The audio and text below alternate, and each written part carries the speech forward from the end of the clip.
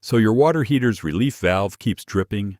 Maybe you've noticed your water pressure seems way too high at certain times of the day. Or worse, you've had a water heater fail years before it should have. Here's the thing. If your home has a closed plumbing system, and a lot of newer homes do, there's a very good chance you're missing one critical component that's supposed to protect your entire plumbing system. It's called an expansion tank, and I'm going to walk you through exactly what it does, how to tell if you need one, and how to install it yourself from start to finish. Stick around to the end, because I'll show you a simple 30-second check you can do once a year that'll add years to the life of your water heater. Installing an expansion tank is one of those jobs that sounds more complicated than it really is. Once you understand why it matters and where it goes, you're looking at about an hour of work and maybe $40 to $60 in parts. That's a whole lot cheaper than replacing a water heater. So let's start with the basics. Before we get into the installation, you need to understand what's actually happening inside your plumbing, because this is the part that makes everything else click. Your water heater does exactly what the name says. It heats water, and when water gets heated, it expands. We're talking about thermal expansion. A standard 50-gallon water heater can produce roughly half a gallon of extra volume just from heating water from cold to around 120 degrees Fahrenheit. Now, half a gallon doesn't sound like much, but water doesn't compress. It has to go somewhere. In an open plumbing system, that expanded water just pushes back into the city main or your well system. No big deal. The pressure equalizes and everything is fine. But here's the problem. A lot of homes, especially ones built in the last 15 to 20 years, have what's called a closed plumbing system. That means there's a device on your main water line, usually a pressure-reducing valve, a check valve, or a backflow preventer, that only lets water flow one direction. Water comes into your house, but it can't push back out. Many municipalities actually require these now by code.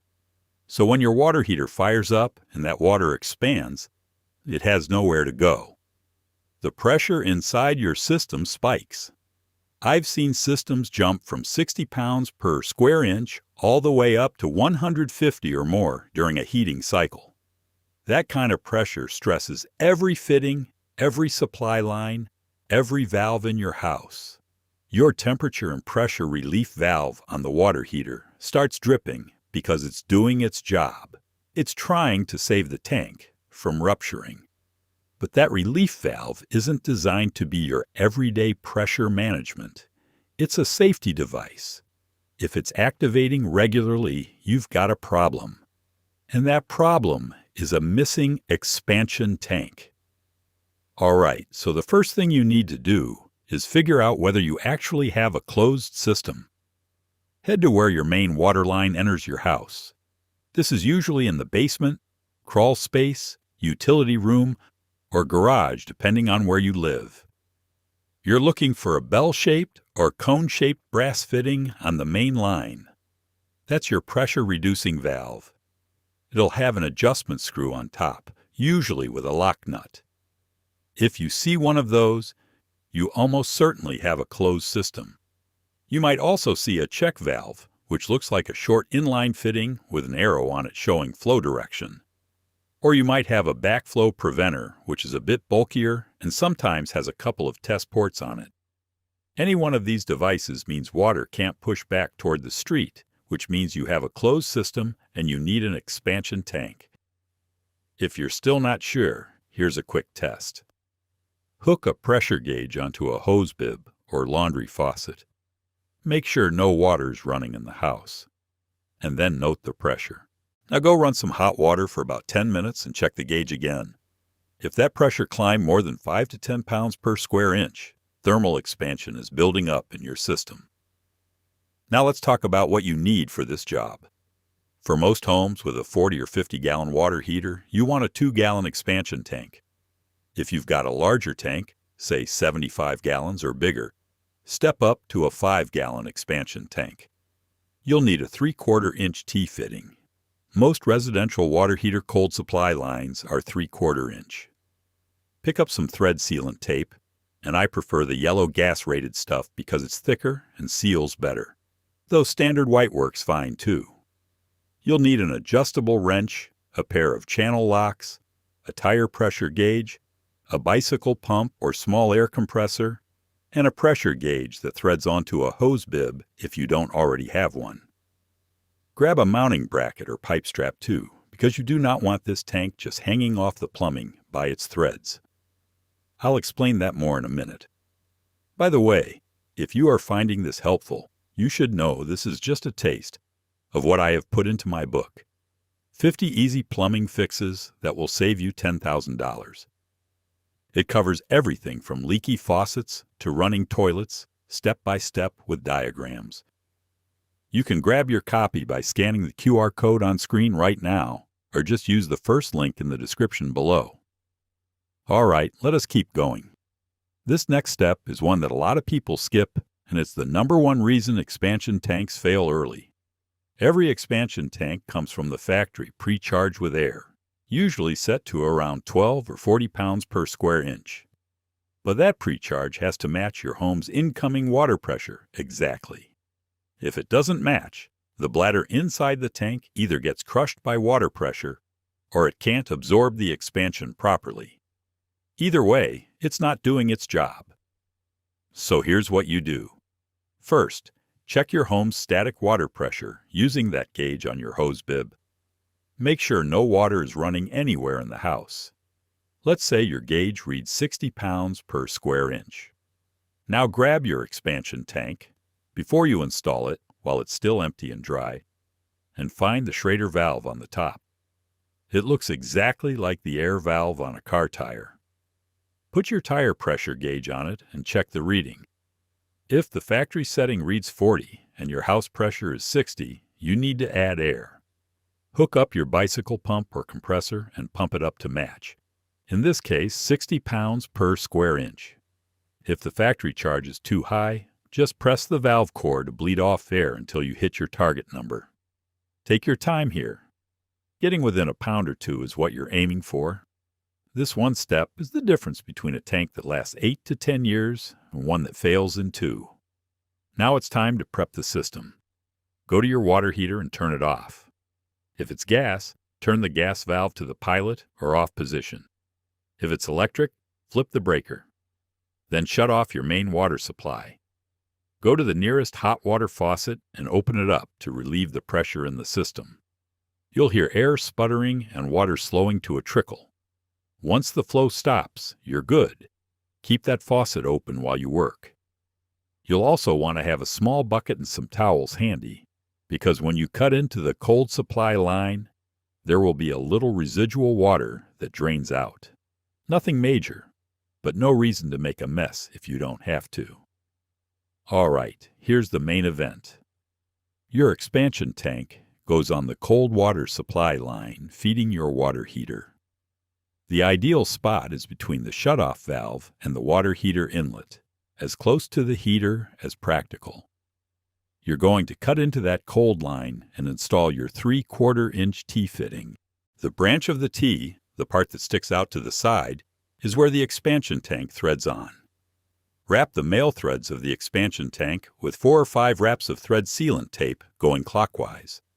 Do the same for the T-fitting connections. Thread the T into the existing line first, then thread the expansion tank onto the branch.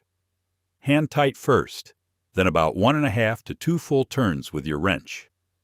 You want it snug, but don't go crazy. Over-tightening brass or galvanized fittings is a great way to crack something. Now here's the part I really want you to pay attention to. A 2-gallon expansion tank full of water weighs close to 16 or 17 pounds. If that's just hanging off a 3/4-inch fitting with no support, you're putting a lot of stress on that connection. Over time, it will develop a leak or even snap the fitting. Use a mounting bracket or a pipe strap to secure that tank to a wall stud or a nearby joist. I do this on every single install, and I cannot tell you how many service calls I've been on where a failed expansion tank connection was simply because nobody bothered to support the weight.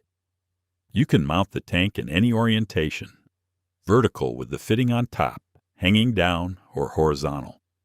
They all work. I prefer fitting on top because it helps the bladder seat properly, but the manufacturer will tell you any position is fine. Time to turn everything back on. Close that hot water faucet you opened earlier. Open the main water supply slowly, and I mean slowly. Let the system fill and pressurize gradually. While it's filling, go to every connection you just made and watch for drips. Check the T, check where the tank thread's on. Check both sides of the T, where it connects to the existing pipe. Give it a good 5 minutes with full pressure. Then turn your water heater back on. To verify the tank is working, hook your pressure gauge back up to that hose bib. With the water heater off and system at rest, note the pressure. Now let the water heater run through a full heating cycle. This usually takes 30 to 45 minutes. Check the gauge again. If the expansion tank is doing its job, that pressure should stay within 3 to 5 pounds per square inch of where it started. If it used to spike 20 or 30 pounds, that's a massive improvement. Also, keep an eye on your temperature and pressure relief valve over the next few days. If it was dripping before, it should stop completely. Let's go over some issues you might run into and how to deal with them. First, if your expansion tank feels completely heavy and waterlogged after a few months, the internal bladder has likely failed. When that bladder ruptures, the whole tank fills with water and it can't absorb expansion anymore. Unfortunately, there's no repairing it. You just replace the tank. They're not expensive. Second, if your pressure is still spiking after installation, go back and double-check that pre-charge pressure. If it doesn't match your incoming water pressure, the tank can't function properly. This is the most common installation mistake I see. Third, if your temperature and pressure relief valve is still dripping, even with the expansion tank installed, your water heater temperature might be set too high, or the relief valve itself could be worn out. Try replacing the valve. They're about $10 to $15 and they thread right out. Fourth, if you notice a small leak at the threads where the tank connects, don't just crank on it harder. Back it off, add more sealant tape, and retighten. Sometimes you just didn't get enough tape on there the first time. Fifth, if you have a very large home with multiple water heaters, one expansion tank may not be enough. Each water heater in a closed system should ideally have its own appropriately sized tank. All right, here's that bonus tip I promised. Once a year, do a 30-second health check on your expansion tank. First, tap on the side of the tank with your knuckle. The bottom half should sound hollow like a drum if the air bladder is intact. If the whole thing sounds solid and heavy like it's completely full of water, the bladder has failed and it's time for a new one. Second, check the pre-charge pressure on that Schrader valve with your tire gauge. Air can slowly seep out over time, and if the charge drops more than 5 pounds below your system pressure, pump it back up. To do this accurately, shut off the water supply and relieve system pressure first so you're reading just the air charge. This simple annual check takes almost no time, and it keeps your expansion tank working properly year after year. I've seen water heaters last 15+ years in homes where the owners stayed on top of this. In homes where the expansion tank was neglected or missing entirely, I've seen tanks fail in 6 or 7 years. That's hundreds of dollars in water heater life you're protecting with a 30-second check. That wraps it up. If this was useful, you will love the full book. 50 step-by-step plumbing fixes with diagrams, all in one guide. Link is below. Hit subscribe so you do not miss the next video. Thanks for watching. I'll catch you in the next one. Take care.